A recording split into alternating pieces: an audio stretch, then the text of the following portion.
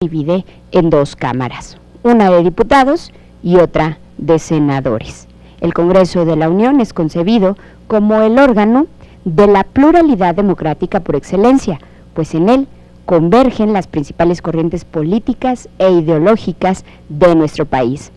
Ambas cámaras tienen como propósito fundamental el análisis, la discusión y la aprobación de las normas que constituyen nuestro sistema jurídico. El proceso legislativo federal se rige por la Constitución Política de los Estados Unidos Mexicanos, la Ley Orgánica, el Reglamento para el Gobierno Interior del Congreso General de los Estados Unidos Mexicanos y por los acuerdos parlamentarios adoptados por la mayoría de los miembros de cada Cámara. Le comento que la Carta Magna precisa que el derecho de iniciar leyes y decretos compete tanto al presidente de la República, a los diputados y a los senadores al Congreso de la Unión, a las legislaturas de los estados y a los ciudadanos en un número equivalente. Asimismo, la formación de las leyes y decretos puede iniciarse indistintivamente en cualquiera de las dos cámaras, observándose el reglamento de debates sobre la forma, intervalos y modo de proceder en las discusiones y votaciones, con excepción de los proyectos que versaren sobre empréstitos, contribuciones o impuestos o sobre reclutamiento de tropas, los cuales deberán discutirse primero en la Cámara de Diputados. Cabe señalar que se habla de Cámara de Origen para referirse a la que inicia el procedimiento legislativo y de Cámara Revisora cuando se refiere a la que reciba la propuesta que ya ha sido aprobada por dicha Cámara de Origen. Es así como inicia este proceso legislativo, el cual usted podrá observar en unos momentos más en la sesión ordinaria que se llevará a cabo aquí en el Senado de la República. Vamos a la pausa, regresamos. Un programa construido por los puntos de vista de los ciudadanos. Un espacio dedicado a escuchar todo lo que ellos y ellas piensan acerca de los temas más relevantes de la agenda legislativa. El pueblo debe de saber muchas cosas y a veces las ignoramos nosotros también que estamos ahí. Sí es importante, aunque yo creo que deben de ser más transparentes. Eso es, En la Banqueta, conducido por Gerardo Montes. Todos los miércoles, 7:30 de la noche. Los ciudadanos están aquí.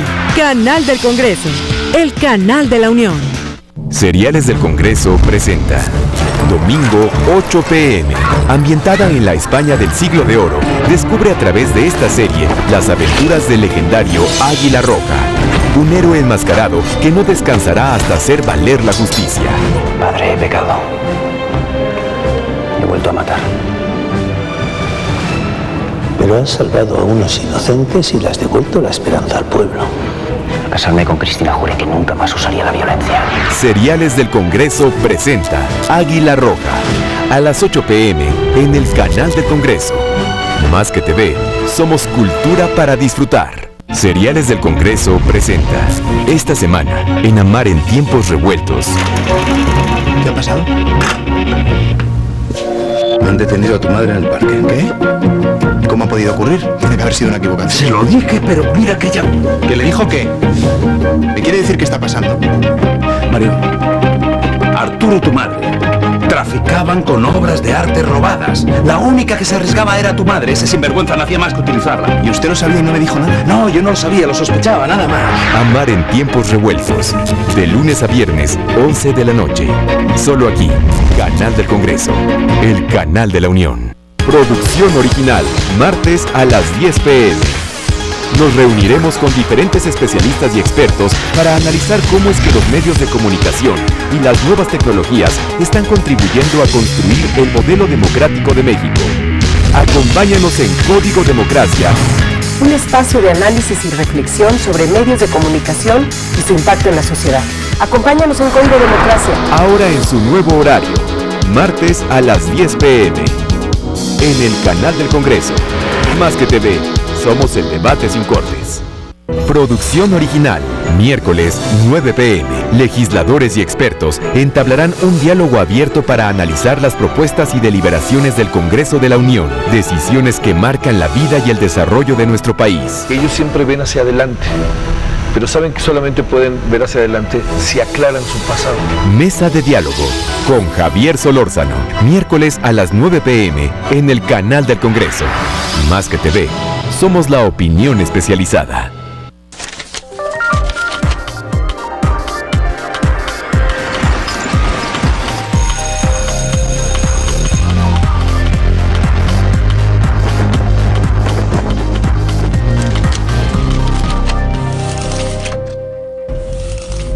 Deberíamos saber qué es el poder legislativo. Pues es que el Congreso de la Unión, ¿no está en el Congreso de la Unión? Sí. Eso sí, nomás están allí. Nomás están allí, ¿verdad? Por eso no conozco. Son las leyes que rigen el Palacio, ¿no? No, desconozco. No. Se dedica, ahora sí que como dice la palabra, a impartir la justicia. No, es una congregación que elige las leyes que nos rigen a nosotros. Son los que hacen las leyes para que los demás se rijan. Es donde se apoya el presidente de la República, ¿no? Es el poder que nos ayuda a legislar, ¿no? A legislar precisamente, es decir, a ordenar y a hacer que se realicen las leyes, ¿no? Hacen las leyes. El poder legislativo es el de los senadores y diputados, que están cada uno en su cámara, y ellos son los que como que administran o algo así el poder del ejecutivo, que es el presidente. Deciden las leyes, las reformas y todo eso. El Poder Legislativo Federal es uno de los 3 poderes del Estado mexicano, junto al Poder Ejecutivo y al Poder Judicial. El Poder Legislativo tiene la legítima facultad de legislar o hacer leyes, y se divide en 2 cámaras, la Cámara de Diputados y la Cámara de Senadores.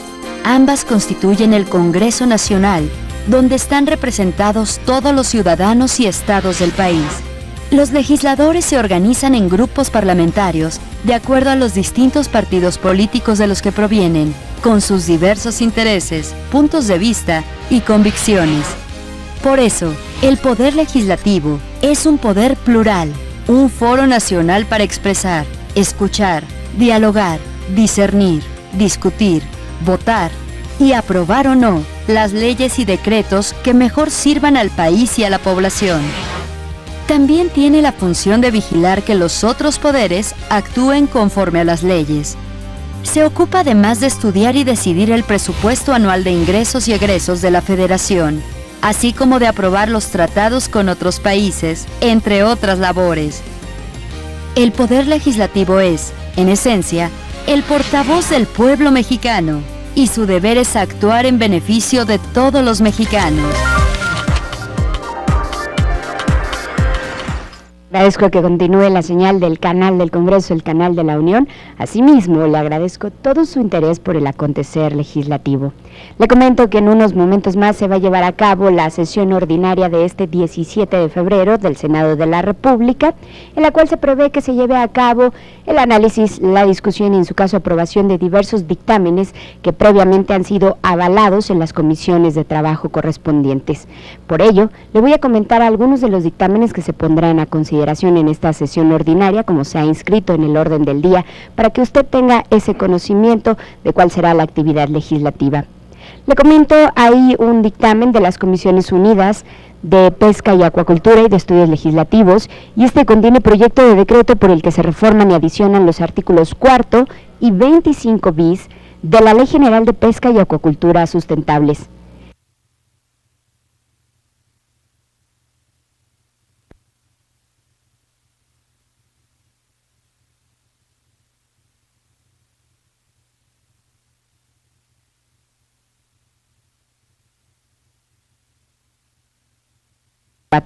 Y se adiciona un título quinto ter, trabajo de las personas con discapacidad, de la Ley Federal del Trabajo.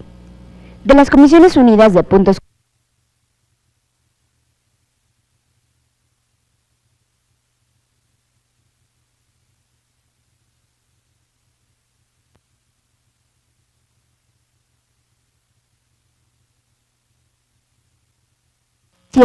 de las entidades federativas y los municipios.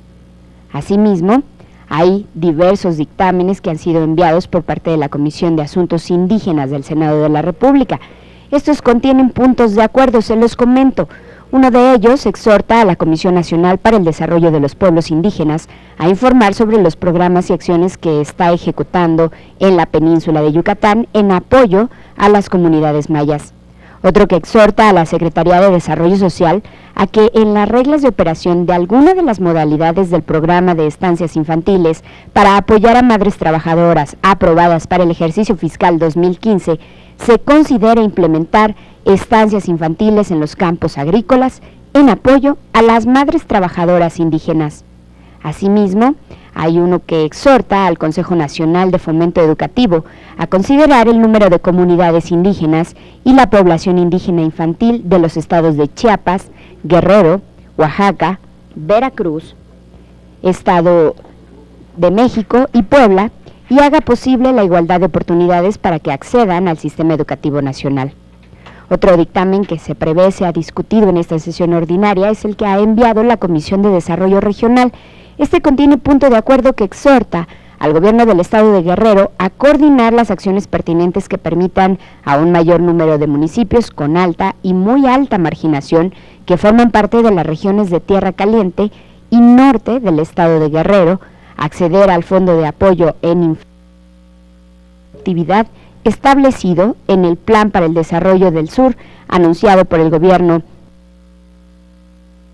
Mismo, hay que señalar que en el orden del día se han inscrito diversas proposiciones con puntos de acuerdo. Es importante que usted las conozca y se entere de cuál será la propuesta de los legisladores que estarán hablando en tribuna. Hay proposiciones, una de ellas es del senador Isidro Pedraza Chávez, del Grupo Parlamentario del Partido de la Revolución Democrática. Esta tiene punto de acuerdo que exhorta a la Secretaría de Medio Ambiente y Recursos Naturales y a la Procuraduría Federal de Protección al Ambiente a suspender las actividades del relleno sanitario ubicado en la localidad de José Vistahermosa del municipio de Cuautepec en el estado de Hidalgo. Del Grupo Parlamentario del Partido Verde Ecologista de México hay una proposición con punto de acuerdo por el que el Senado de la República condena enérgicamente el asesinato del migrante mexicano Antonio Zambrano Montes por policías de Estados Unidos. Del senador Fidel de Médicis Hidalgo, del Grupo Parlamentario del Partido de la Revolución Democrática, se encuentra una proposición con punto de acuerdo que exhorta a diversas autoridades del Estado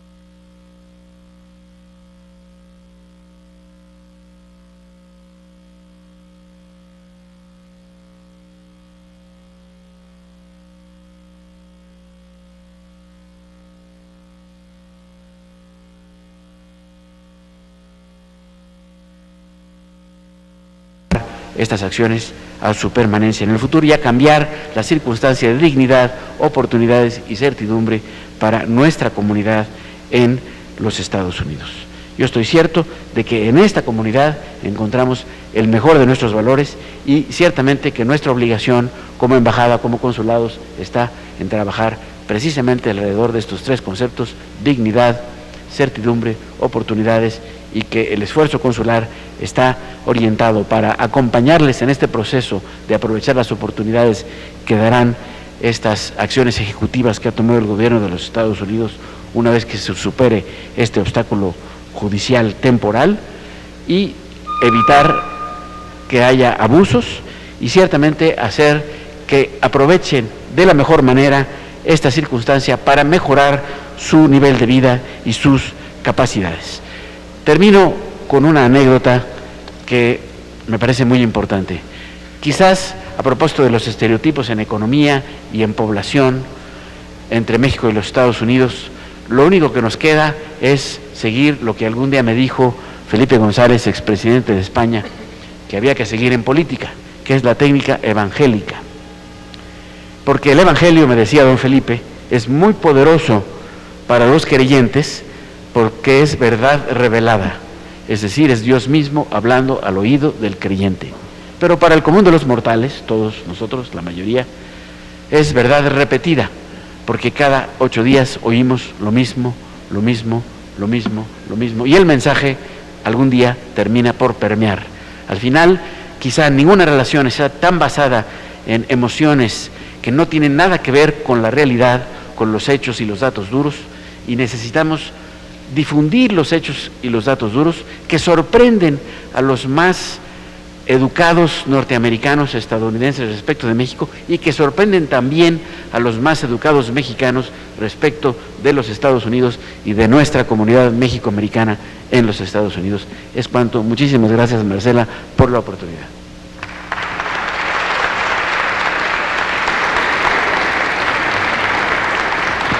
Muchas gracias al embajador Medina Mora por su ponencia. Y vamos a darle el uso de la palabra al maestro Francisco Suárez Dávila, nuestro embajador en Canadá. Francisco Suárez Dávila es el titular de la Embajada de México en Canadá. Previamente se desempeñó como secretario general de la Fundación Colosio, ha sido subsecretario de Hacienda y Crédito Público, diputado federal, representante de México ante la OCDE, director también general del Banco de Mexicano Somex, también representante de México ante el Fondo Monetario Internacional, también gerente general de Asuntos Económicos y Comerciales del Banco de México y vicepresidente del Consejo Mexicano de Asuntos Internacionales. El embajador Francisco Suárez Dávila cuenta con una maestría en Economía por la Universidad de Cambridge, en Reino Unido. Adelante, señor embajador.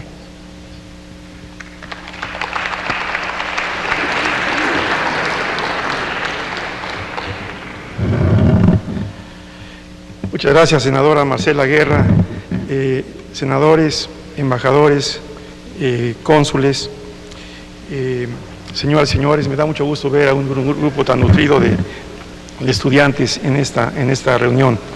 Es para mí un gran gusto compartir este foro con el embajador Medina Mora.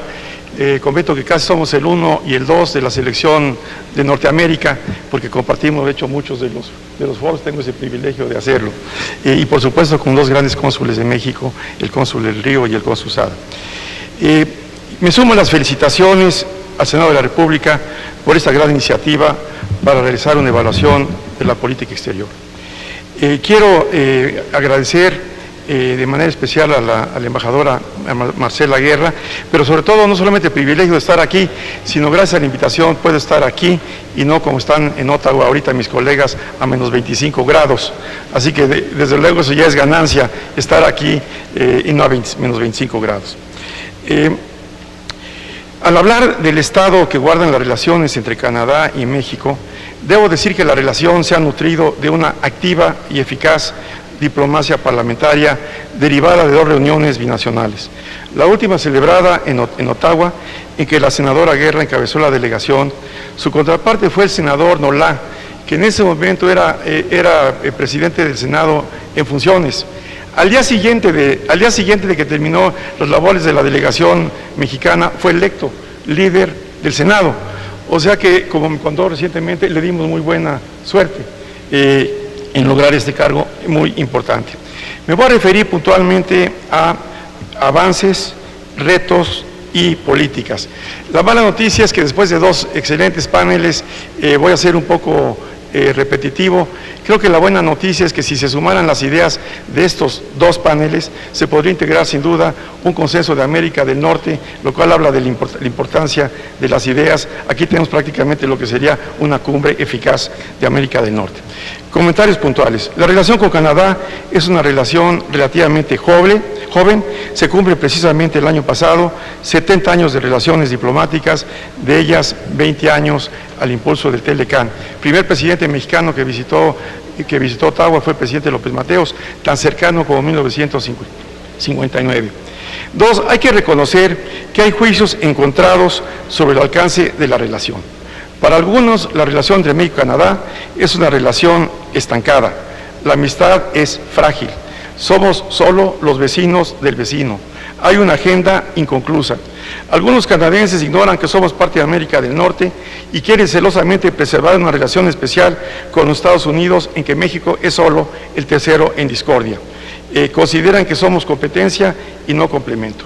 Para otros, afortunadamente una creciente mayoría, somos efectivamente una nueva sociedad estratégica que nos permite compensar asimetrías con nuestro vecino intermedio o, como se ha dicho, es un matrimonio arreglado que madura, y yo que crecientemente hay un convencimiento del vigor y futuro de la relación. Tres, es claro que la relación es fundamentalmente económica y comercial. Tenemos un comercio de 35,000 millones de dólares que nos ubica como el tercer socio comercial de Canadá, después de Estados Unidos y China.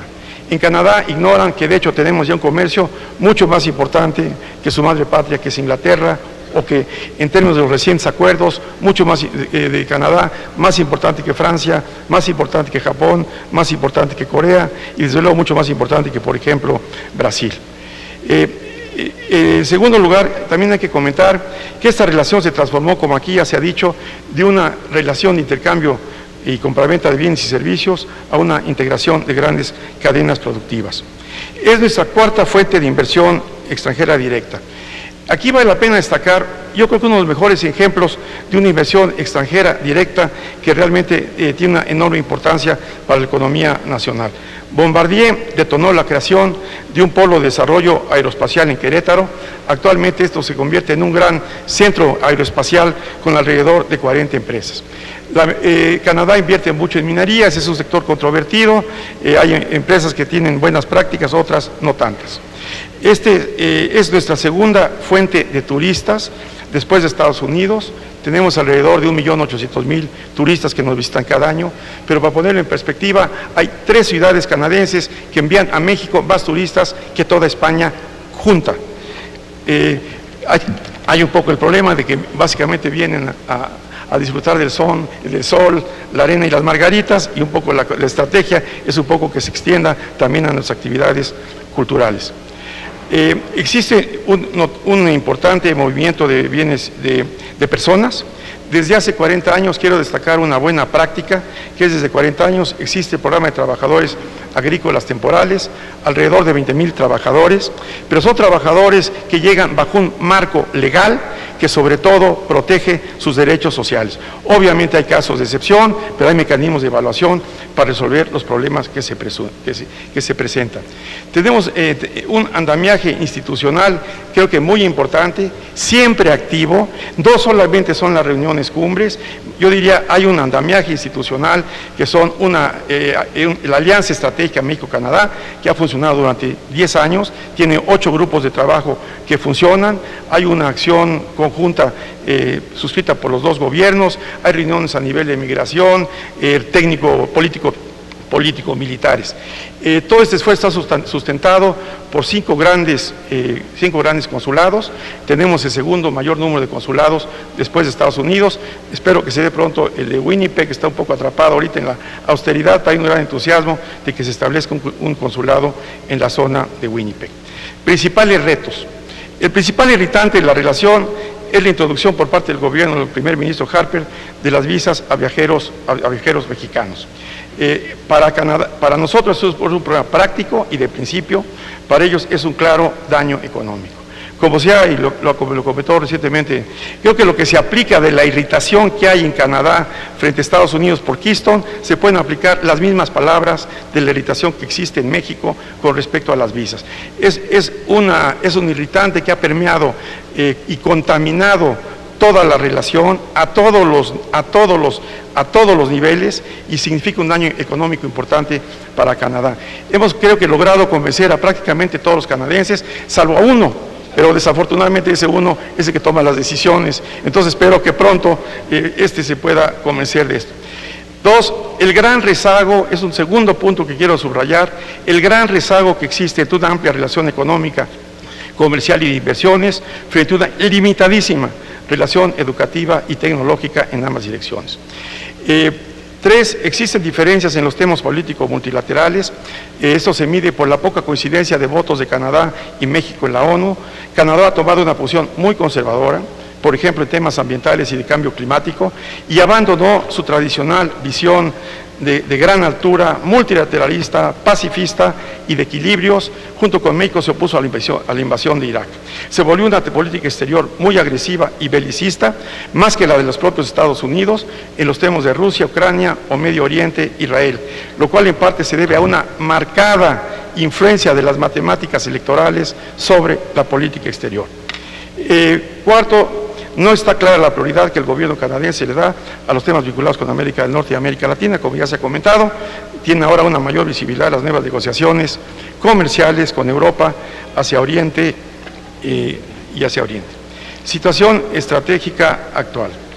A mi juicio, no hay duda que nuestra relación con Canadá es una agenda de trabajo amplia, multitemática, a diferentes niveles, con diferentes participantes, pero a diferentes profundidades y velocidades.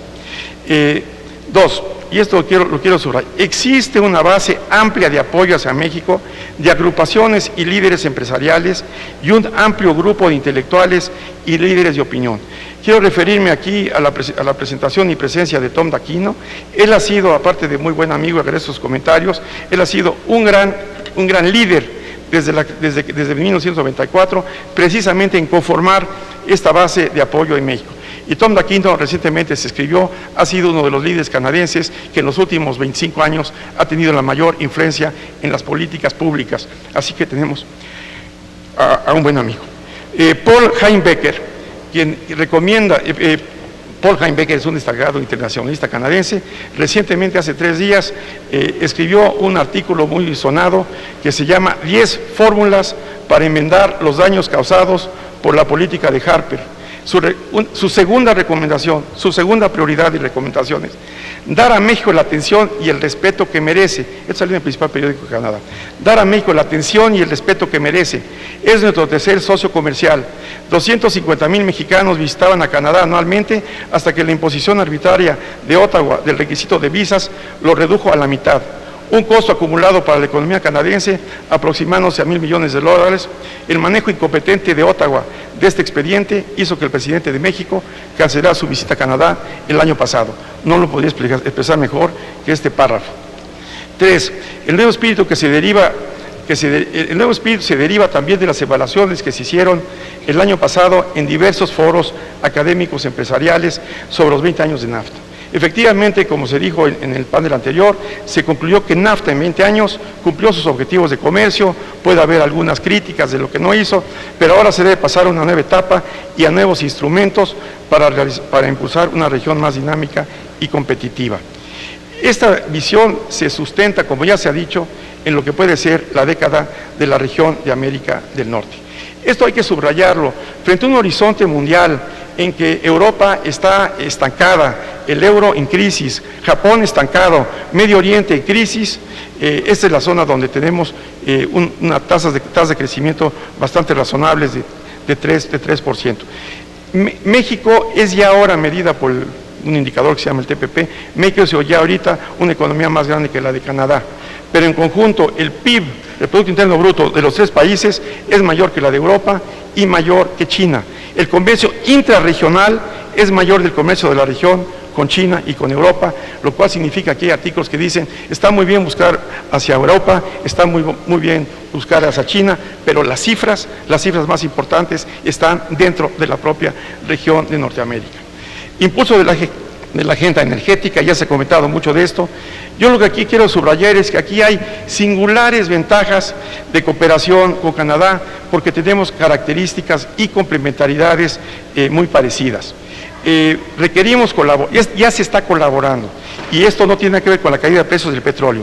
Una gran empresa canadiense, Transcan, está actualmente construyendo 5 oleoductos que nos urgen, porque no podemos importar gasolina, petróleo o gas, porque no tenemos los gasoductos o oleoductos. 5 ductos de 1.200 kilómetros, que van a ser muy importantes, que además generan empleo.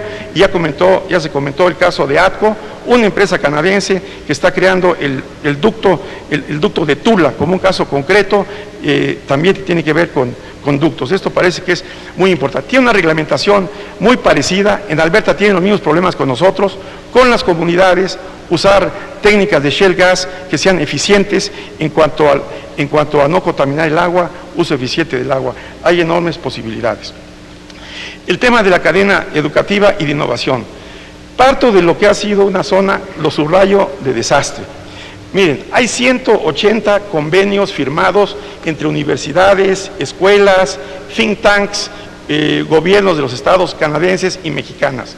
De esos 180, yo creo que se operan 10, son muchos.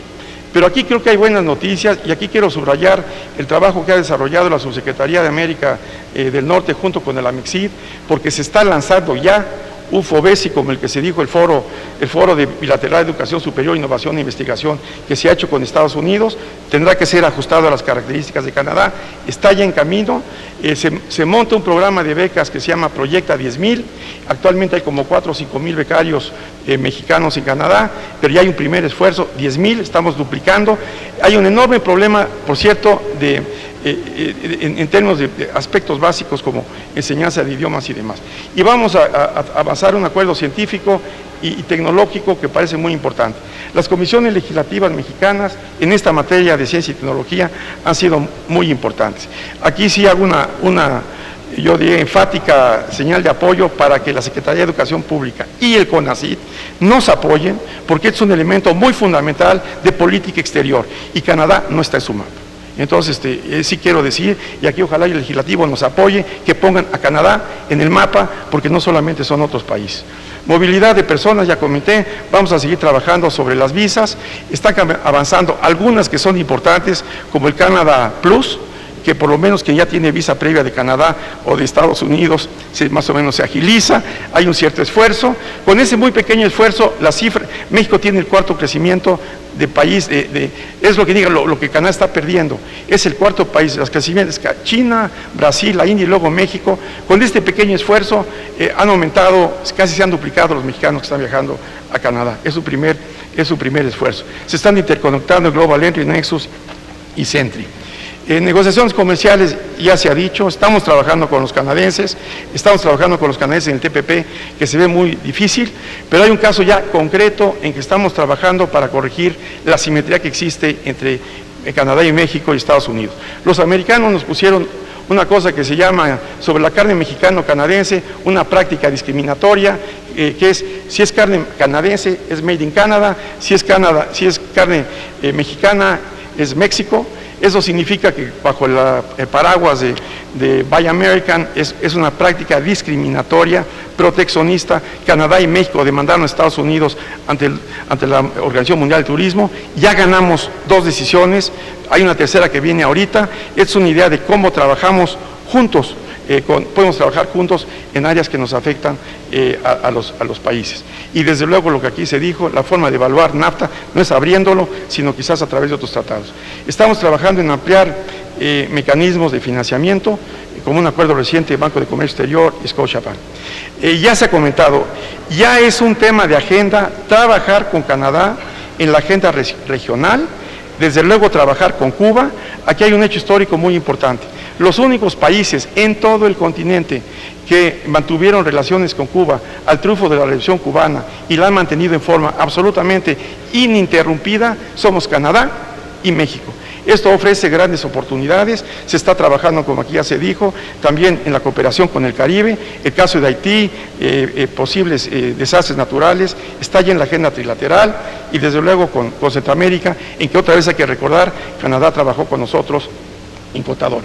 Finalmente concluyo, Canadá enfrenta un complejo periodo electoral. Actualmente, y eso no lo digo yo porque luego no puedo transgredir ciertas líneas, ¿verdad? Básicamente, las encuestas han dicho que hay un empate técnico entre los 2 principales candidatos, el primer ministro Harper conservador y el candidato Trudeau liberal. Harper, en 9 años de gobierno, ha ejercido una influencia y dejado una huella firme en la política canadiense, similar a la que dejó la señora Thatcher en Gran Bretaña. Se habla de harperismo, como en Inglaterra se habló de thatcherismo. En ese sentido, un poco lo que consideramos que es muy importante es constituir un cierto bypass a este proceso electoral. Ese bypass, proceso electoral, eso significa que debemos de fortalecer las relaciones con el Parlamento, con las provincias. Está en pie una invitación al primer ministro Couillard, al primer ministro de Alberta, Prentice, trabajar con las universidades, con los empresarios, con los intelectuales. Hay que constituir un andamiaje institucional de colaboración con el sector privado y académico. Está la idea de crear una especie de grupo de amistad México-Canadá, con los más representativos académicos y empresarios de los dos países para establecer un vínculo que apoye a todo este esfuerzo, y nos falta crear una Cámara de Comercio de México, una Cámara de Comercio mexicana que no existe, increíblemente que no existe en Canadá. Continuar negociando con el tema de las visas, lo seguimos haciendo, trabajar para fortalecer los vínculos educativos, disminuir la relación asimétrica. Me parece, para concluir, la diplomacia no es una estructura fija, aunque tenemos una estructura muy sólida a partir de lo ya logrado y desde luego lo económico. Pero yo creo que la diplomacia tiene que ser básicamente un proceso dinámico para poder aprovechar básicamente este potencial tan importante que tenemos. A 20 años de distancia es enorme el cambio que ha habido en las relaciones entre los tres países.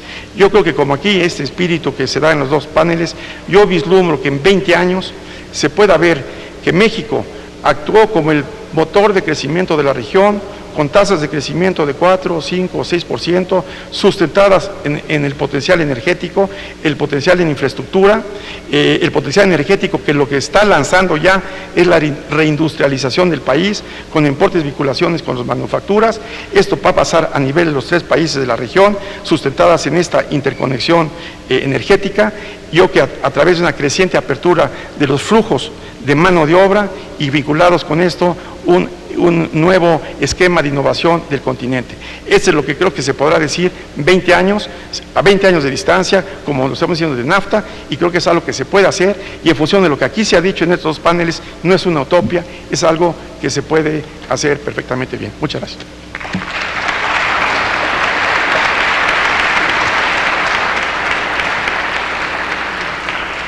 Muchas gracias al embajador Suárez Dávila por su ponencia, por su experiencia y por compartirnos los distintos tópicos en este foro.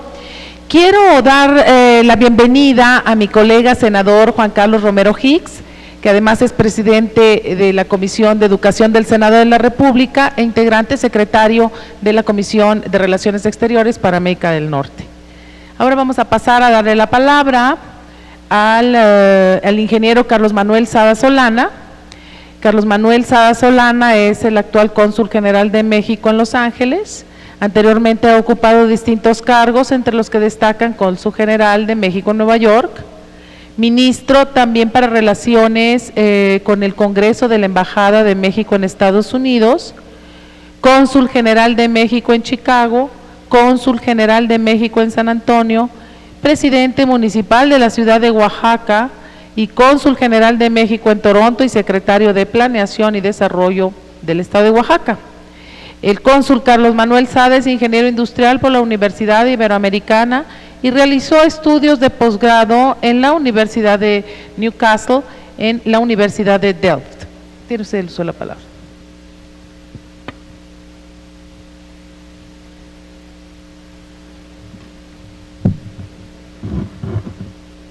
Muy buenas tardes.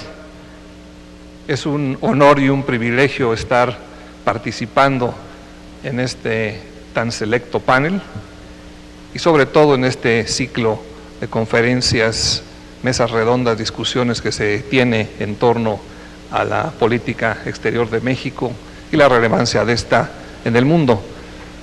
Senadora Guerra, la verdad que me uno a la felicitación de los diversos ponentes, panelistas, de la importancia de este foro. En mis diferentes años de haber participado como cónsul en varios lugares, Me parece que no habíamos visto un foro tan completo, que es indispensable tenerlo por la interacción que se tiene con los diferentes colegas y sobre todo aprender de lo que está pasando en otras partes del mundo, porque todo está muy interrelacionado. Y yo en lo personal, por ejemplo, estando en Los Ángeles, no puedo desconectar lo que pasa en Asia, lo que pasa en China, lo que pasa en Corea, de lo que pasa en Los Ángeles y la repercusión que tiene para con México. De manera pues que nos da una visión muy marco, una perspectiva muy amplia de lo que es la política exterior de México, así que nuestro reconocimiento al Senado, y en particular a la senadora Guerra. Empiezo citando una revista que se acaba de publicar muy importante, la Revista Mexicana de Política Exterior, mayo-agosto 2014, sobre la diplomacia consular, que me parece que es fundamental tener acceso a ella, sobre todo viendo que hay tantos jóvenes estudiantes, seguramente muchos de ellos de Relaciones Internacionales, y el subsecretario Sergio Alcocer inicia en su introducción diciendo: hoy en día la diplomacia consular mexicana explora nuevos ámbitos de acción con el objetivo de afianzarse como una herramienta estratégica de política exterior de México. Me parece que es fundamental este concepto, porque el hecho de tener 50 consulados de México nada más en Estados Unidos y los 5 o 6 que tenemos en Canadá nos hace un país único, un país el que el resto del mundo ve con cierto recelo y envidia, porque cada representación de México en el exterior es un pie de playa, es una relación con las autoridades, es una interacción permanente, y que se han venido abriendo no por otra razón, sino por la necesidad que ha habido y sobre todo por la trayectoria de una relación tan intensa que hemos tenido con los Estados Unidos en los últimos 167 años, desde que se creó la actual frontera y se firmó el Tratado de Guadalupe Hidalgo en 1848. En esa época que teníamos, éramos 100,000 mexicanos que vivían en esa parte que pasó a ser territorio americano, representaba el 4% de los 2,5 millones de mexicanos que habitábamos en territorio nacional.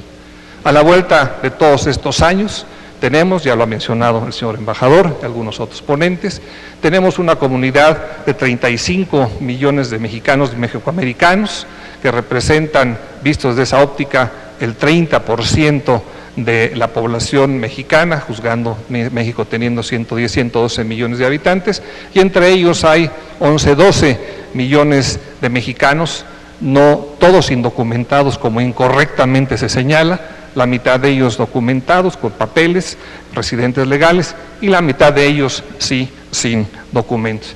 ¿Y qué ha pasado a lo largo de estos años? Han pasado muchas cosas que han hecho que nuestro país vaya surgiendo y proponiendo mecanismos, uno, de defensa y protección de mexicanos y sus intereses, y dos, por supuesto, de un proceso de documentación que cada vez se vuelve más efectivo y más eficiente, pero que todavía tenemos unas tareas pendientes en ese sentido. A partir de que en la segunda parte del siglo XIX empieza a haber una gran migración campo-ciudad en los Estados Unidos, se duplica la población rural, pero se multiplica por 7 la población urbana. Entonces empieza a haber la necesidad de mano de obra y empieza en ese sentido una migración ya más masiva de México hacia los Estados Unidos. Viene después la coincidencia de la Revolución Mexicana con la Primera Guerra Mundial, expulsión de mexicanos y por supuesto atracción y necesidad de Estados Unidos de tener mano de obra en el campo, y se da otra vez un flujo importante de mexicanos. Viene la Gran Depresión, es un hecho muy icónico, muy importante para México, porque hay una primera gran deportación de mexicanos, no solo de mexicanos indocumentados, sino de mexicanos documentados, entre 1,000,000 y 1,200,000 mexicanos, no solo documentados inclusive, sino ciudadanos estadounidenses, fueron deportados de Estados Unidos a México. Y es entonces donde México empieza a sofisticar sus mecanismos de protección para darle, obviamente, seguridad y para darles protección adecuada y asistencia consular a toda esta gran cantidad de mexicanos. Viene después la Segunda Guerra Mundial, en el 42-45, y se instaura entre Ávila Camacho y Roosevelt el programa de braceros. Programa de braceros que de 42 al 64 aproximadamente 4,5 millones de mexicanos trabajaron en este programa y que obviamente también marca un paradigma porque muchos de estos mexicanos se quedaron en esa región. Pero luego viene una serie de reacciones también negativas, contrarias a nuestra comunidad, según haya crisis, según haya problemas económicos, problemas políticos, planteamientos de diferente naturaleza, es cuando regresan más, deportan más o piden más mexicanos, más mano de obra mexicana que se incorpore al mercado laboral de los Estados Unidos. Y así, en mi experiencia consular, cuando me preguntan cuáles son las similitudes de esta migración mexicana con otras migraciones de otras partes del mundo, yo les diría, no la hay. La migración mexicana es totalmente diferente por estos vaivenes a los que me he referido. No es lo mismo una migración de alemanes, una migración de la comunidad judía, que llegan para quedarse permanentemente, aunque debo decir que la migración mexicana en Chicago siempre ha dicho nosotros somos igual de conquistadores de esas tierras como son los daneses o como son los noruegos, porque esa parte no era territorio mexicano. El resto, pues donde hay grandes migraciones mexicanas y presencia de mexicanos, era parte del territorio mexicano y por ende había más mexicanos. Entonces todos estos paradigmas son importantes para juzgar también la actitud y la forma de organización de los mexicanos. También me preguntan, bueno, ¿es igual la organización comunitaria en Chicago, la organización comunitaria en Texas, la organización comunitaria en San Antonio en particular, la organización mexicana en Los Ángeles? Por supuesto que no. Depende del tipo de migrantes, depende el tiempo que lleven, depende de la actitud de las autoridades estatales y locales, es fundamental, y depende también de la situación económica en ambos países. Entonces hay una serie de ingredientes que van marcando esta perspectiva de por qué se ha dado de esa manera la migración y por la migración mexicana y por qué tenemos 50 consulados en los Estados Unidos. En un momento dado, en alguna experiencia previa, algún gobernador, algún alcalde decía, no quiero que se ponga un consulado mexicano, no tiene nada que hacer, ¿por qué le viene a dar aquí documentos a los mexicanos? Y ahora es al revés. De hecho, muchos de los consulados actuales, y el siguiente me parece, señor embajador, es así, se establecería en Milwaukee, en Wisconsin, porque hay una necesidad también de las autoridades locales de interactuar con nosotros y con nuestra comunidad mexicana.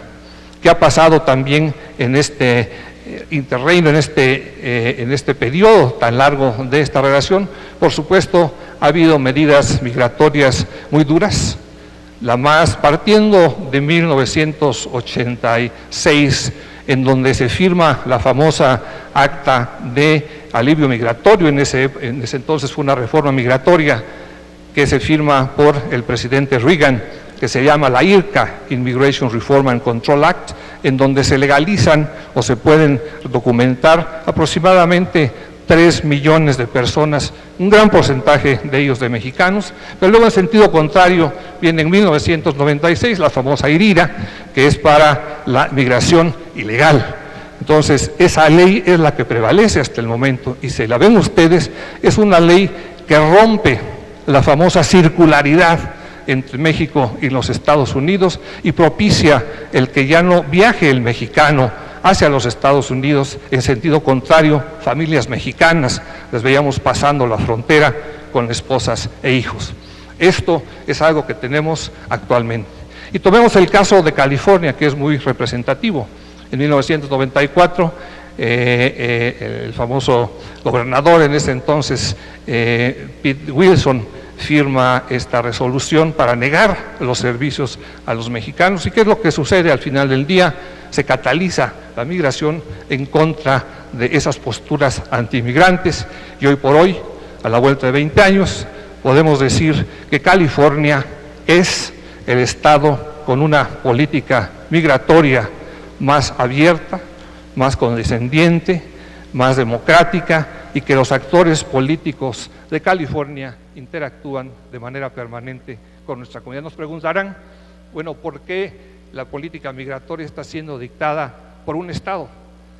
Hay un lema que es fundamental en Estados Unidos. En Estados Unidos toda política es local y tiene mucho de cierto. Los congresistas se reeligen cada 2 años y los senadores cada 6, pero terciados. De manera que siempre se está en campaña y siempre se tiene contacto con las comunidades.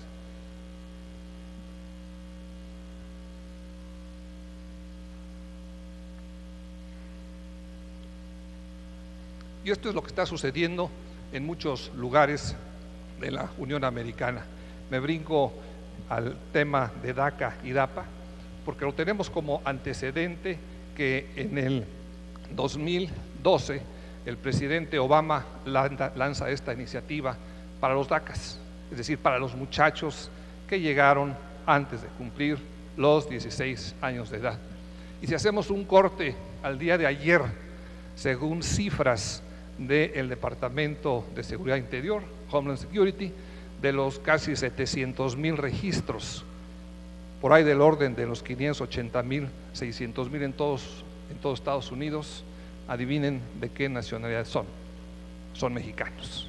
Es decir, nada más tendremos que dimensionar esta cifra para proyectar un poco esta relación entre México y los Estados Unidos y su importancia. Estamos hablando de jóvenes, estamos hablando de personas que tienen menos de 30 años, estamos hablando de que en su mayoría son profesionistas, o ya están, porque es uno de los requisitos, que hayan estudiado por lo menos hasta high school. Eso es algo que debe tomarse en cuenta en el presente y en el futuro de la relación bilateral entre México y los Estados Unidos. Pero saliéndonos un poco del tema de la migración y la presencia de México, el año pasado podría yo decir que se relanzó la relación entre México y California. ¿Por qué? El alcalde Garcetti, un nuevo alcalde que sucede a Villarraigosa, viene a México. El gobernador Brown viene a México con delegaciones importantes de comercio y se firman varios acuerdos. Y el señor presidente de la República, Peña Nieto, va a Los Ángeles con un punto de entrada a otros lugares de los Estados Unidos, y se establece una serie de convenios muy importantes. Lo mencionaba el señor embajador, esta modificación o la apertura de nuevos booths de inspección en la frontera es producto de esos acuerdos y una intención política de relanzar esta relación. Ahí tenemos ejemplos muy claros de cómo puede funcionar. Pero por otro lado, California y México tienen un comercio bilateral del orden de los 60,000 millones de dólares. Ya lo mencionaba también el embajador, la Unión Europea con México comercializa 64,000 millones de dólares. Entonces tenemos que poner en perspectiva dónde están los intereses de México. Y por eso cuando se hablaba en los paneles anteriores, en el panel anterior, de cuál es la función, cuál es la región estratégica para México, me parece que no hay duda de dónde debe estar y que debemos que seguir trabajando con ese propósito para fortalecer esta relación. De 1.7 millones de empresas hispanas que había en Estados Unidos en el 2002, en el 2010 ya existen 3.7 millones. Y esa es la capacidad, esa es la fuerza de nuestra comunidad. ¿Qué ha hecho México con las comunidades mexicanas, aparte de los esquemas de protección que se han venido sofisticando para dar respuesta a los planteamientos de nuestra comunidad y a las injusticias que se han cometido? Quiero decirles que México está hoy por hoy con los sistemas más complejos, con los instrumentos más sofisticados que pueda haber en una relación bilateral para dar respuesta a las necesidades de protección. ¿Qué pasó después de septiembre 11 del 2001? Bueno, todos eran de origen árabe, a todos los veían de la misma manera. México lanza una nueva matrícula que sustituye a una matrícula muy elemental que se elaboraba, y que a partir de entonces los consulados empezamos a hacer una labor de cabildeo permanente con las autoridades locales, con las autoridades federales, inclusive con instituciones financieras para que aceptaran esta matrícula consular.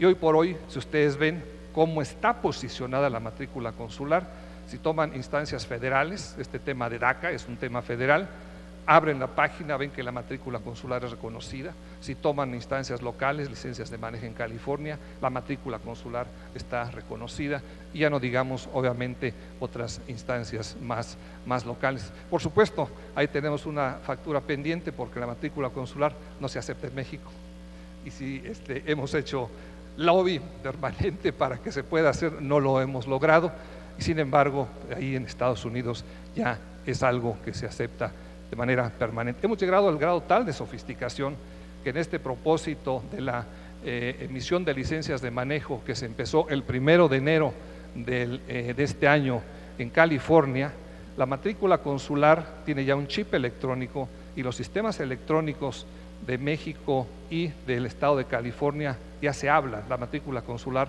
es escaneada para ver si es una matrícula consular buena, para ver si es una matrícula consular que emitimos nosotros, teniendo toda la confianza pues en el gobierno de nuestro país, y es el único caso de esta aceptación de un documento que emite México.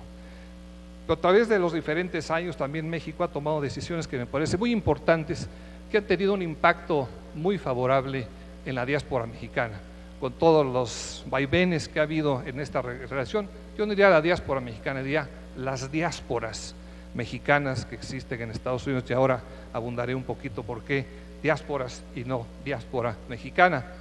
El hecho de que en 1998 se dio la posibilidad de la no pérdida de nacionalidad mexicana fue dar un instrumento valiosísimo a nuestra gente para que pudieran regularizar su situación en México y para que tomaran la nacionalidad americana si así les convenía a sus intereses. Y me parece que ha sido fundamental para que nuestra gente pueda interactuar e integrarse cada vez más a la sociedad en donde ellos están interactuando. Posteriormente, en base a un cabildeo fuerte de liderazgos locales, de liderazgos mexicanos, se pudo dar el voto a los mexicanos en el exterior, que también ha tenido un impacto, si bien es cierto, no se ha reflejado en los votos por diferentes razones. Lo que es cierto es que se tiene ya otorgado este derecho a la comunidad mexicana. En los dos casos, las expectativas fueron mucho mayores. ¿Cuántos se iban a ser ciudadanos americanos? Bueno, había cifras impresionantes, hubo debates muy profundos, se dio el derecho y la verdad que no ha pasado nada, al contrario, le damos un instrumento muy valioso a nuestra gente. Igual con el voto. Ahora se viene la credencialización en el extranjero, está por firmarse un convenio entre el INE, Instituto Nacional Electoral, la Secretaría de Relaciones Exteriores, para credencializar a los mexicanos, que es un instrumento también muy valioso para que puedan ellos tener otra identificación, sobre todo una que se acepte en México. Nos hemos reunido con organizaciones de migrantes y nos dicen, lo más seguro es que quieran la credencial posiblemente no tanto para votar, sino quieran la credencial posiblemente más bien para tener otro documento de identidad. Y un paso histórico, trascendental, fundamental, que se dio hace unos días, el 5 de diciembre, la firma del convenio entre la Secretaría de Gobernación y la Secretaría de Relaciones Exteriores para que podamos otorgar actas de nacimiento a la comunidad mexicana en Estados Unidos. Es algo que a mí me ha impactado mucho en lo personal, porque no es posible, y así lo ven las autoridades de los Estados Unidos, pero ¿por qué es tan importante el acta de nacimiento? Es algo que no conciben que tengamos nosotros que estar haciendo una serie de modificaciones a las constituciones locales para poder hacerlo, pero que también les cambia la vida a nuestra gente. Déjenme decirles que una de las cosas más frustrantes que tenemos es el ver que tienen que falsificar documentos mexicanos nuestra gente para que les podamos dar un documento mexicano, si no tienen un acta de nacimiento. Y nos queda una tarea pendiente que bueno que la senadora, el señor embajador, estén aquí en el sentido del documento de identidad, que es la otra parte de la ecuación para poder dar nosotros documentos de identidad y de nacionalidad a nuestra gente. Y las autoridades americanas confían en nosotros. Y las autoridades americanas están pendientes de cómo podemos ayudarlos, porque ya se ha creado esta confianza. ¿Y qué ha pasado recientemente en California con el Trust Act? Ustedes saben del programa Secure Communities, Y hoy en la mañana precisamente se tuvo un panel de discusión en Los Ángeles con abogados para hacer el análisis del impacto de esta posible posposicionamiento del DACA y el DAPA. Hay posiciones alentadoras, pero sobre todo lo importante es que las autoridades locales reaccionan. Y tenemos liderazgos importantes, yo diría, en el caso del alcalde. El alcalde de Los Ángeles, el alcalde Garcetti, la semana antepasada estableció un fondo especial que pretende llegar a $40 millones para ayudar a pagar a la comunidad indocumentada las tarifas que les van a cobrar por DAPA y DACA. ¿A qué voy?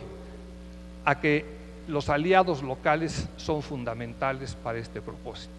Y el cabildeo que se puede y se debe continuar haciendo a nivel local es fundamental para que tenga repercusión en donde se toman las grandes decisiones. Señalaba el doctor Alcocer que únicamente el 2% de los americanos está consciente de que la relación entre México y los Estados Unidos es importante. Me parece que a partir de que ya la migración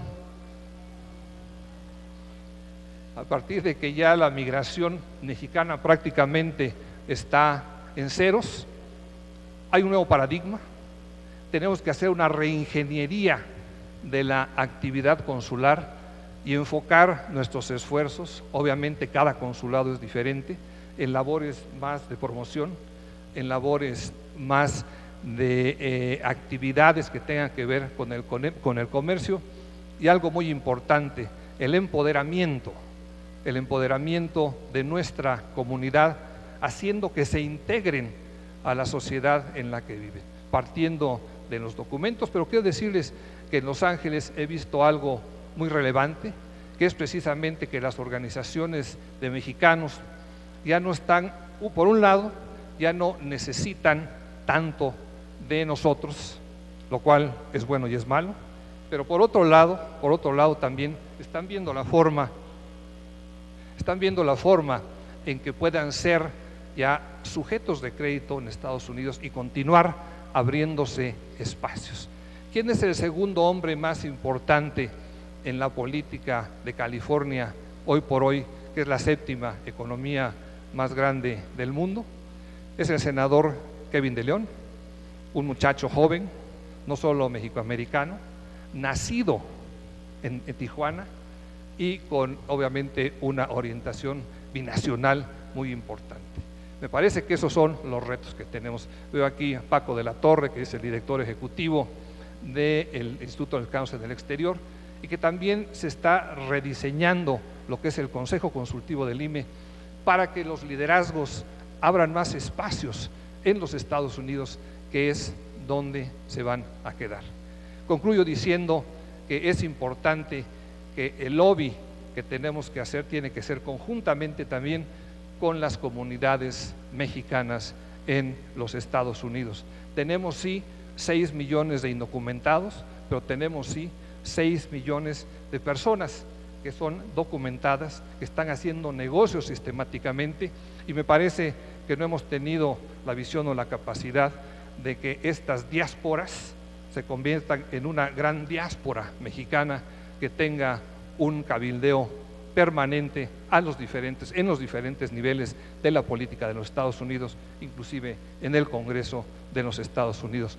Los retos son mayúsculos, pero hoy esta coyuntura que se da, en donde estoy seguro que DAPA y DACA van a continuar, a lo mejor con diferentes características, si alguien va a beneficiar es precisamente a la comunidad mexicana, que en un 70 o 80% va a tener un impacto favorable, y que si el día de mañana pueden empezar a viajar, se va a volver a establecer la famosa circularidad, y que 5, 6 millones de mexicanos pueden volver a reencontrarse con su tierra.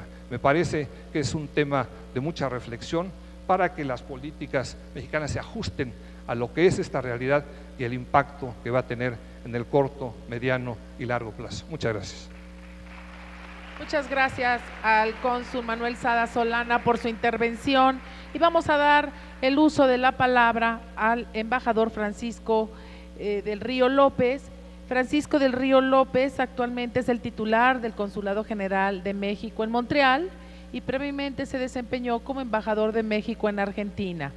Ha sido director general de protocolo y representante alterno de México ante la Unión Europea, embajador de México en Nicaragua, director general para América Latina y el Caribe y también jefe de la Cancillería en las embajadas de México en Estados Unidos, España y Francia. El embajador Francisco del Río ingresó al Servicio Exterior Mexicano en 1980 y cuenta con una licenciatura en Economía por el Instituto Tecnológico Autónomo de México. Adelante, señor embajador. Muchas gracias, señora senadora. Qué gusto estar aquí con usted nuevamente después de muchos años, muchos años. Gracias por la invitación, felicidades por esta iniciativa. Ojalá se repita, ojalá tome cartas de naturalización y podamos volvernos a ver como público, como ponentes en años futuros. Me toca a mí hablar de Canadá, de la relación consular, de la acción consular de México en Canadá. México cuenta en ese país con la segunda red consular más grande, aunque es solo el 10% de la que tenemos en Estados Unidos. Pero tenemos 6 oficinas, la sección consular de nuestra embajada en Ottawa, 3 consulados generales, Montreal, Toronto y Vancouver, y 2 consulados de carrera en Calgary y en Leamington. Destaco 3 particularidades que definen quizás la función consular en Canadá. Las características demográficas de la comunidad mexicana, su tamaño, su perfil, retos específicos de la función consular que se nos plantean, justamente derivados de estas características, programas como el Programa de Trabajadores Agrícolas Temporales y el sistema federal en Canadá, que le brinda una gran autonomía a los gobiernos provinciales. En Canadá reside la población de mexicanos más grande después de Estados Unidos. Se trata de una comunidad con características y necesidades particulares. Además de las tareas básicas en materia consular, la población mexicana que vive en Canadá tiene un perfil definido, diferente de otras comunidades de mexicanos en el exterior, que requiere de una atención focalizada. De acuerdo con el censo de 2011 de Canadá, el número de personas de origen mexicano que residen en ese país es de aproximadamente 96,000. El próximo censo se va a hacer en 2016, yo creo que veremos esa cantidad aumentar sensiblemente. Entre 2006 y 2011 se registró un crecimiento del 92%, al pasar de 49,000 a 96,000 mexicanos. Estas cifras no incluyen a los trabajadores del Programa de Trabajadores Agrícolas Temporales, el PETAT. El 90% de los mexicanos están concentrados en 4 provincias, en Ontario, en Quebec, en Columbia Británica y en Alberta, particularmente en las zonas urbanas de Toronto, Montreal, Vancouver y Calgary. El 10% restante está disperso en un territorio vastísimo de cerca de 10 millones de kilómetros cuadrados. Canadá es el segundo país con mayor extensión territorial del mundo, hecho que en sí mismo representa un desafío importante. Para ilustrar la dimensión geográfica, podemos tomar como ejemplo la circunscripción del Consulado General en Montreal, que me honro en encabezar, la cual incluye las provincias de Quebec, Nueva Brunswick, Nueva Escocia, Terranova y Labrador, la isla del Príncipe Eduardo y el territorio de Nunavut. Sin incluir a ese territorio, la extensión territorial de las 5 provincias es superior a los 2 millones de kilómetros cuadrados, es decir, un poquito más que nuestro país. Si se incluye a Nunavut, tienen otros 2 millones. La extensión territorial de la circunscripción es superior a los 4 millones, pero no sería realmente justo incluir a Nunavut en la medida en que de esos 2 millones de kilómetros cuadrados yo creo que el 90% es hielo, 30%, quiero decir, y los habitantes son más o menos 30,000 los que hay ahí. Hicimos un ejercicio en el consulado para revisar de las solicitudes de pasaportes que se nos presentaban y de documentos en general. Tomamos algunos datos para ver cuál era el perfil de nuestra comunidad. Pudimos, y eso también se hizo en algunos otros consulados, como por ejemplo Vancouver, 51% son del sexo femenino, 49 del masculino. El promedio general de edad es de 32 años. Entre los 31 a 40 se ubica el 35% de la muestra, entre los 21 y 50 el 71% de la muestra. Vienen en su mayoría del Distrito Federal, del Estado de México, Guanajuato y Veracruz. Y en cuanto a su nivel de estudios, esto es interesante, 47% tiene educación superior, 40 con licenciatura, 6 con doctorado, 6 con maestría, 1 con doctorado. El 26% cursó o está cursando educación básica, 25% tiene educación media superior, solamente el 2% manifestó no tener estudios. Un análisis similar realizado en Vancouver arrojó que el 81% de la muestra tiene educación superior, 73% con licenciatura, 9 con maestría. También es importante señalar que la gran mayoría de los mexicanos en Canadá hicieron su ingreso de manera documentada y tienen un estatus migratorio regular. Tienen accesos a servicios de seguridad social, educación, atención médica, desempleo. Lo que sí están muy segmentados en cuanto a su organización. Es una migración muy joven. Hay, por ejemplo, en Montreal algunas organizaciones de carácter comunitario que nacen con una vocación cultural y paulatinamente incursan en otras áreas de orden social. Y más reciente, grupos con motivaciones políticas, como un grupo que está buscando mejores condiciones que les permitan regularizar su situación migratoria, o aquellos que se han organizado para protestar o manifestarse frente a los acontecimientos de Guerrero. En cuanto a los retos de la función consular en Canadá, ahí desarrollamos los consulados una intensa labor orientada a atender una población creciente con características y necesidades diferentes, y aquí surge el programa de trabajadores agrícolas temporales. Es un programa que existe hace 41 años, empezó con menos de 200 trabajadores y ahora en 2014 participaron 20,000, de los cuales 4,000 laboraron en la circunscripción de Montreal, distribuidos en 500 granjas. En Columbia Británica, por mencionar otro ejemplo, en 2014 se recibieron 4,000 trabajadores que laboraron en 420 granjas, y en el consulado en Leamington, en Ontario, 3,000 connacionales en 200 granjas. Las representaciones consulares promovemos los derechos de los trabajadores, visitamos sus granjas, verificamos las condiciones de trabajo y vivienda y nos aseguramos de que se respeten las disposiciones de su contrato. Se da seguimiento a los casos de protección derivados del programa, tales como la recuperación de salarios adeudados, cheques perdidos, accidentes laborales, devoluciones de impuestos y solicitudes de ingreso al plan de pensiones de Canadá. Entre las tareas de promover los intereses y garantizar la protección de derechos de los trabajadores, los consulados organizan también sesiones informativas sobre salud y seguridad en el trabajo, derechos laborales y el programa 3x1, dirigidas a los empleadores y a los trabajadores con el apoyo de autoridades federales y provinciales.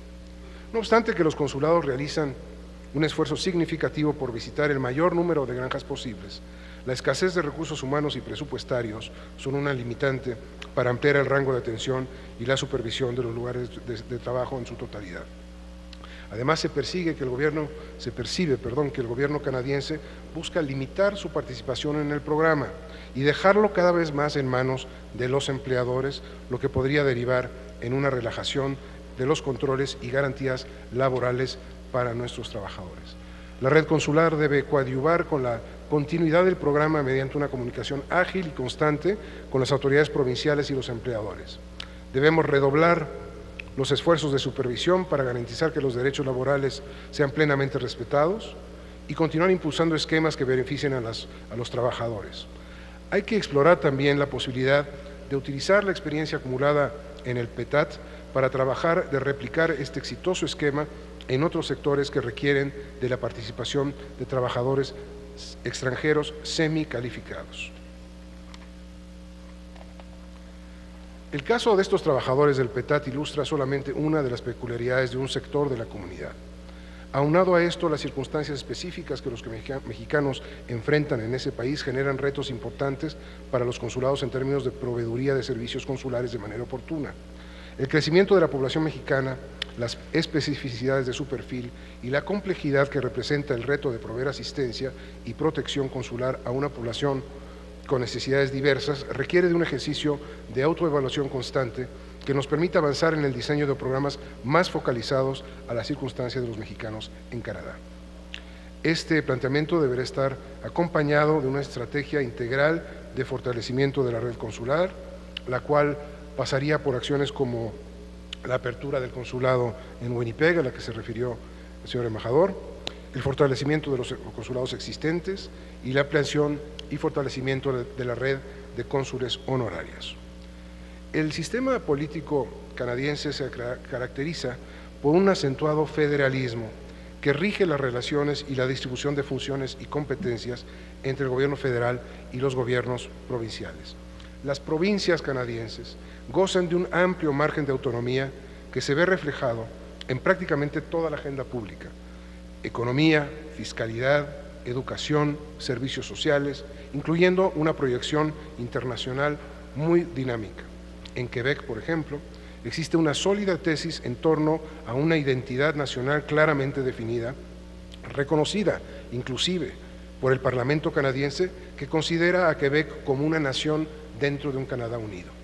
Esta singularidad de Quebec se ve reflejada en una reivindicación constante de su herencia histórica y una defensa férrea de su identidad, comenzando por la lengua francesa. Además, este grado de autonomía se puede verificar, por ejemplo, en el número de delegaciones generales y representaciones que los gobiernos provinciales en general, el gobierno quebequense, tiene en el mundo, incluyendo la Delegación General de Quebec en México ya hace muchos años, así como la participación a título propio en organismos internacionales. Tal es el caso de la Organización Internacional de la Francofonía, a la que México acaba de ingresar como miembro observador, hecho que abre además nuevos espacios de colaboración entre nuestro país y la comunidad de países francófonos, y en este caso en particular con Quebec. La relación entre México y Quebec ha sido históricamente buena y dinámica. Los primeros acercamientos oficiales entre Canadá y México se dieron a través de esta provincia con el establecimiento de un consulado honorario en Montreal en 1888 y un consulado general en 1931, inclusive 13 años antes del inicio de relaciones diplomáticas formales entre ambos países. Existe además una afinidad cultural evidente con los autodenominados latinos del norte, que han abierto importantes espacios para la cooperación en materia académica y cultural. Resulta entonces de suma importancia la labor que realiza la red consular en materia de diálogo político con los gobiernos provinciales, pues los consulados somos, por necesidad, los interlocutores más cercanos. Nos constituimos en coadyuvantes de la embajada, o por decirlo de otro modo, en los brazos ejecutores de la política exterior de México a nivel provincial, atendiendo los lineamientos de la Cancillería y de la embajada. Bajo este escenario ha sido de gran utilidad la estrecha y frecuente coordinación de los consulados con la embajada en Ottawa, con el embajador Suárez en particular, además que desarrolla una inagotable actividad a través del país y llevando la información y las buenas cosas de México a todos los actores canadienses. Aprovechar el amplio margen de autonomía de gestión que las provincias tienen, tenemos que desarrollar y fortalecer las estrategias de acercamiento con esas autoridades provinciales.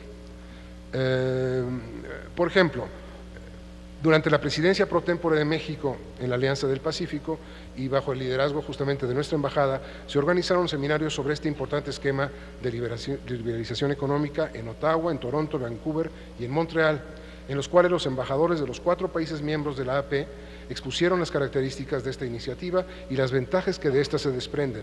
En Montreal contamos con la presencia del primer ministro provincial, el señor Philippe Couillard, quien manifestó su interés por acercarse más a los países de la Alianza.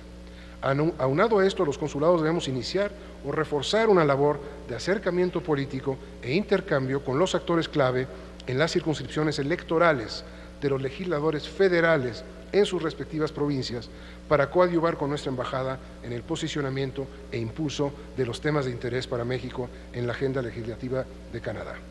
En un marco de coordinación e intercambio de información permanente entre la red consular y la embajada, los consulados tenemos el reto de responder con agilidad e imaginación a la autonomía de gestión de las provincias.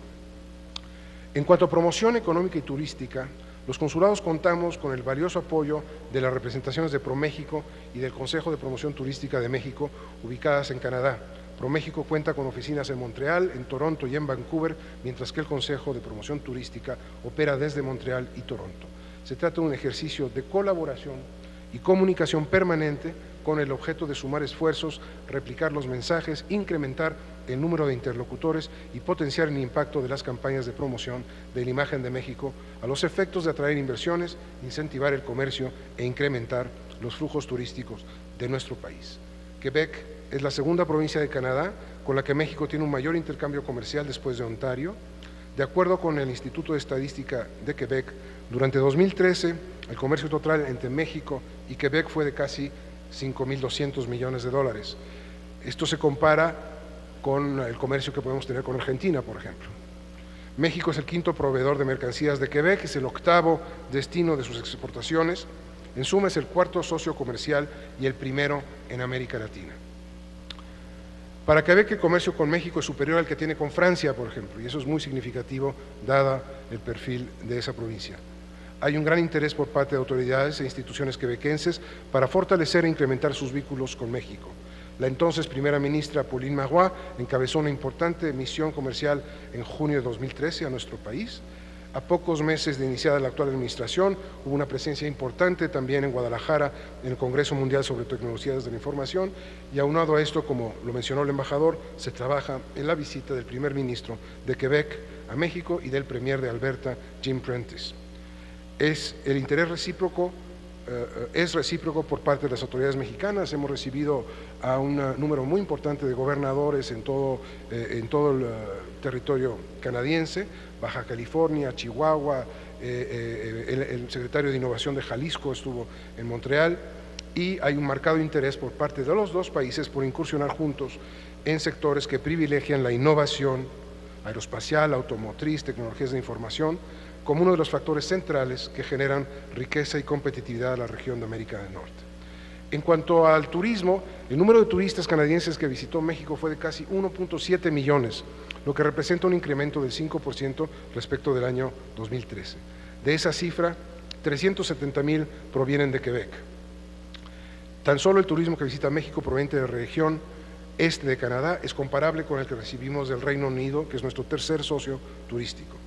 Considerado como un país, esa zona ocuparía la cuarta posición respecto al número de personas que visitan nuestro país, superando a Colombia, España, Brasil, Argentina, Francia y Alemania, países que están en los primeros 10 lugares de los países de origen del turismo internacional en México. En el marco de labores de promoción económica, los consulados debemos redoblar esfuerzos para aprovechar las oportunidades de inversión que se desprenden de las reformas constitucionales recientemente aprobadas, reformas que han sido recibidas con un gran interés en Canadá y son interpretadas como un paso adelante en la construcción de una región más productiva y más competitiva. Aunado a las oportunidades de negocio, las reformas abren otros espacios de interacción en los que México podría beneficiarse de la experiencia canadiense, por ejemplo en el sector energético, como lo apuntaba el embajador Suárez Dávila. En el caso del turismo, además, se necesita promover más activamente los destinos culturales y en ese esfuerzo nos encontramos ahora. Tenemos además una relación institucional antigua con Quebec. Está establecido el Grupo de Trabajo México-Quebec, creado en 1982, 22 años antes de la creación de la Alianza México-Canadá, y estamos desarrollando una serie de proyectos de investigación, de innovación, 12 en innovación, 5 en educación, 7 en cultura. Es un mecanismo que se reúne cada 2 años. Y en educación superior también estamos coadyuvando con la Embajada en el establecimiento de este foro bilateral de educación superior, innovación e investigación con Canadá. Canadá y Quebec en particular, Montreal es una ciudad universitaria muy importante, en donde ya tenemos una gran cantidad de estudiantes mexicanos y donde esperamos poder tener más. En resumen, y para concluir, someto a su consideración quizás 4 retos para la red consular. Tomar en cuenta las características particulares que presenta la comunidad mexicana en Canadá para ajustar nuestra acción consular en consecuencia. Impulsar la continuidad del programa de trabajadores agrícolas mediante una comunicación ágil y constante con las autoridades provinciales y aprovechar esta experiencia para replicar este esquema en otros sectores que requieren la participación de trabajadores extranjeros. Una estrategia de acercamiento con los gobiernos provinciales, todo lo anterior en concertación con la Embajada y desde luego la promoción cultural de México. Canadá es un país muy propicio para impulsar una estrategia de promoción cultural más proactiva. Hay una enorme simpatía y afinidad particular hacia México y su cultura. Tenemos que promover el turismo cultural, incrementar y diversificar las acciones de promoción cultural en nuestras respectivas sedes. Hay una gran cantidad de festivales de todo tipo en Toronto, en Montreal, en Vancouver, donde deberíamos estar más presentes. Por ejemplo, en el caso de Quebec, el reciente ingreso de México como país observador de la OIF ha comenzado a generar nuevos espacios de colaboración con el gobierno de Quebec. Estos son solo algunos de los desafíos que enfrenta la red consular en Canadá. No se trata de un diagnóstico exhaustivo, pero considero que son los retos a los que se debe dar prioridad dentro de un trabajo en construcción permanente como es la acción consular. Muchas gracias. Muchas gracias, embajador Francisco del Río, por todo, por compartirnos todo lo que hacen, también el mismo cónsul Sada, todo lo que hacen los consulados, verdaderamente un gran esfuerzo en nuestras embajadas, verdaderamente nos sentimos muy orgullosos de su tarea en el exterior. Ahora quisiera yo darle la palabra a mi colega Juan Carlos Romero Hicks, quien nos quiere dar una reflexión en torno a lo aquí vertido. Adelante, señor senador. Muy buena tarde a todos. Quiero iniciar con la venia de la presidencia de la comisión haciendo un público reconocimiento a estos 4 servidores públicos. Ambos embajadores y cónsules con polvo, sudor y lágrimas han hecho un trabajo de honra, de profesionalismo, de pasión y de mucha eficacia. Recuerdo cuando estaba escuchando al cónsul Sada y me imagino lo que es ser cónsul en Los Ángeles. Alguna vez yo tuve la responsabilidad de encabezar un gobierno local en Guanajuato. Es casi ser gobernador de Guanajuato sin equipo y sin normas de apoyo para poder hacer eso. Lo que hacen los consulados en materia registral, en materia de protección y en materia de promoción es verdaderamente inconmensurable. Y lo vi en Chicago también cuando atendió a muchos compañeros de la comunidad. Ya hemos tenido interacción en diferentes momentos con los embajadores y con los cónsules y quiero destacar 3 temas que me preocupan.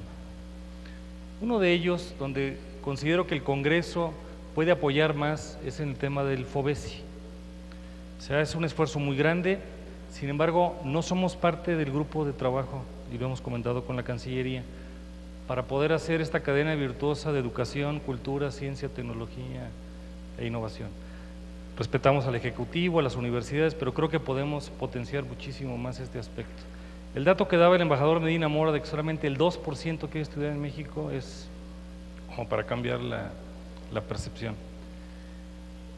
La segunda parte es reconocer lo que hacen en materia de actas de nacimiento, sin embargo con una reflexión adicional. El tema es de legislación civil de los estados. Necesitamos un acuerdo más grande de la Secretaría de Gobernación con todas las entidades federativas por la expedición de actas de nacimiento. Y para aquellas personas, porque tenemos una cantidad excesiva de mexicanos que viven allá que no tienen actas de nacimiento y se está haciendo un esfuerzo registral, acaba de hacerse esto en California, le digo con mucho respeto, $13 se me hace una cuota excesiva. Voy a poner un dato, la primera acta de nacimiento en Guanajuato cuesta 28 pesos, son $2. Y no es un tema de dinero, sino es un tema de acceso.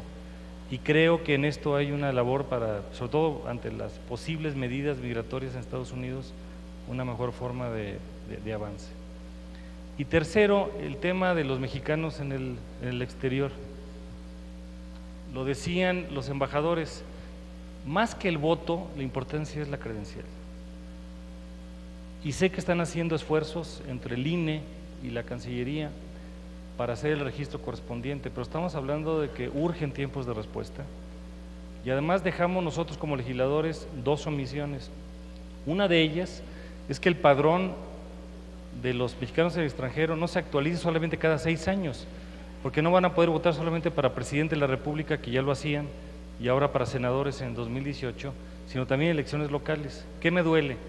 Por ejemplo, este año, en estados como Guerrero y Michoacán de altísima migración, los únicos que van a poder votar son los que ya tienen una credencial previamente expedida, pero que señala falsamente un domicilio en su entidad de origen, pero no es el documento actualizado. Yo quiero que quede registrado, y la senadora Guerra y el senador Hermosillo y el senador Rufo y varios de nosotros tenemos iniciativas para que sea prácticamente la actualización cotidiana, y qué bueno que está aquí en el Instituto de los Mexicanos en el Exterior, para que sea una actualización prácticamente permanente, que no se haga necesariamente para cada elección.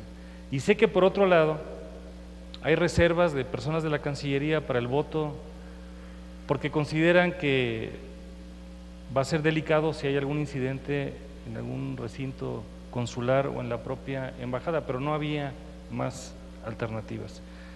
Y creo que vamos a tener una prueba muy importante.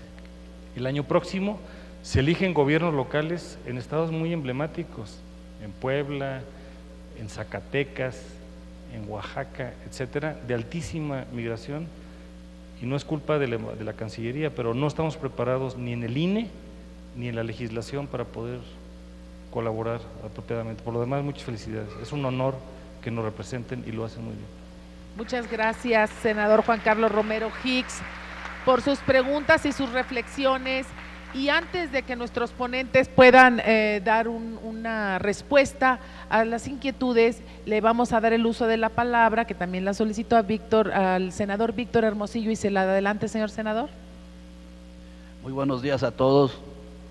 Bienvenidos, señores embajadores y cónsules. No nos queríamos perder esta situación. Lo que tiene es de que no tenemos tres personalidades de allá y ahorita pleno en la Cámara, y anda uno como puede para un lado y para otro. Nos perdimos la plática del embajador Medina Mora. Qué lástima, ¿verdad? Pero ahí yo tengo un representante que me pasa los datos, afortunadamente. Yo me voy a referir a otro aspecto, el aspecto del bloque América del Norte. Aquí están los representantes de nuestro país con los dos países que juntos formamos el Tratado de Libre Comercio. El Tratado de Libre Comercio yo creo que es uno de los tratados más mal comprendidos en nuestro país. Hace poco en el Senado hubo una discusión sobre el Tratado de Libre Comercio, y yo llegué a un momento en que les dije, bueno, el Tratado de Libre Comercio le ha hecho bien a México. Una sola palabra quiero, sí o no. Y todos dijeron, pues sí. Digo, el Tratado de Libre Comercio ahorita nuestra economía está apuntalada por la economía de la exportación. Si el país está creciendo es precisamente porque la economía de la exportación está muy fuerte, y ya no nada más es en la frontera, sino ya está en el interior, en Guanajuato, en Querétaro, en todos estos lados. Nuestra integración al mundo moderno está precisamente a través de eso, del comercio, de la industria. Ya se dice aquí, industria de aeroespacio, industria automovilística, industria de médica, muy fuerte. Yo soy fronterizo, por eso se los digo. Entonces, nosotros tenemos que hacer el bloque de América del Norte. Podemos hacer la parte del mundo más poderosa, uniendo precisamente los esfuerzos de los tres países. Unos tienen unas características y otros tienen otras. Canadá es un país, el más grande de América, pero es muy deshabitado. Estados Unidos es el país más fuerte del mundo, y nosotros tenemos una gran población que aparte requiere trabajo, y tenemos que buscárselo dentro de nuestras fronteras, ¿no? Como dice aquí el senador Romero Hicks, nuestro cónsul en San Diego, pues es un gobernador sin fuerza, ¿verdad? Porque no tiene recursos, pero tiene más habitantes que muchos estados de nuestra república. Para mí la situación esa de cuidar nuestras relaciones son muy importantes, y hay que poner mucho el ojo también qué va a pasar con Cuba, porque Cuba ahí es un tratado con Estados Unidos y Canadá, no con nosotros, con Estados Unidos y Canadá, también por su conveniencia. Cuba va a tratar de quitarnos turistas que vienen de Canadá, que es 1,5 millones, porque les va a ofrecer lo mismo que nosotros les ofrecemos, o sea, sol, playa, música latina, ¿verdad? Cocos y ginebra, ¿verdad? Por supuesto, ¿verdad? Entonces, y ya también en Cuba se está haciendo desde el año pasado, yo lo dije en la Cámara, un recinto para industria de exportación. Entonces, todo el mundo quiere precisamente, de alguna manera u otra, no importa las ideologías, que su pueblo de alguna manera progrese, ¿verdad? Nosotros tenemos que cuidar mucho esas situaciones, independientemente, ¿verdad?, y quitarnos precisamente a veces de ciertas ideologías que nos han atado por mucho tiempo. Ya lo dijeron ayer, yo no vine ayer, pero aquí estuvo varios ministros de Relaciones Exteriores. Tenemos que cuidar la relación con nuestros socios y nuestros aliados. Y nosotros tenemos que ver la manera que nuestro país progrese, y nuestro país también le falta una situación, un impulso tremendo en educación en estos países. No es posible que en Estados Unidos hay 550,000 estudiantes extranjeros y mexicanos hay menos de 20,000. Eso no puede ser. Por otro lado, los mexicanos, parece mentira, somos de los que menos hablamos inglés. El inglés es una herramienta necesaria, no es de ideologías ni nada. Los libros son más baratos, las técnicas vienen en inglés, etcétera. Yo conozco gente que estudia comercio internacional y no habla inglés. Pues digo, ¿cómo puede uno conducirse, verdad, en el mundo de los negocios? Entonces tenemos que darle mucha importancia, junto con nuestros embajadores y cónsules, de que este proyecto que se ha hecho, que no se ha concretado, de 100,000 estudiantes mexicanos en Estados Unidos y en Canadá, es súper necesario.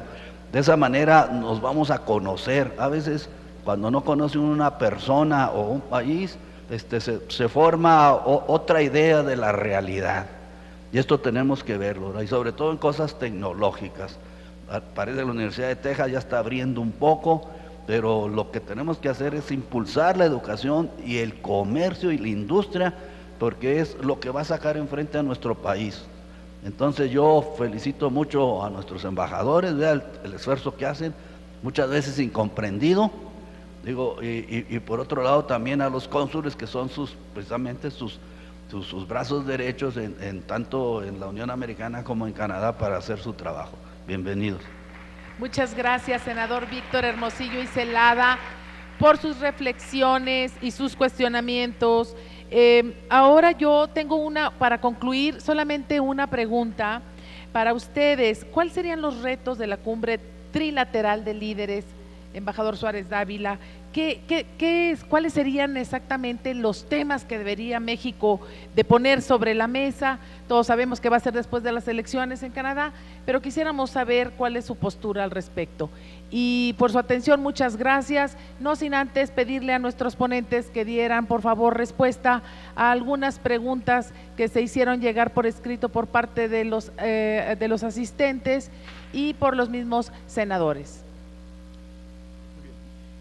Como ustedes saben, la cumbre de líderes de América del Norte, es decir, el presidente Peña, el presidente Obama y el primer ministro Harper, se iba a desarrollar le toca a Canadá definir la sede y el lugar y el tiempo, y estaba definido en principio para Ottawa el 23 de febrero. La prensa comentó que se difirió la reunión porque estaba haciendo mucho frío en Ottawa. No se aclaró si el frío era climático o político.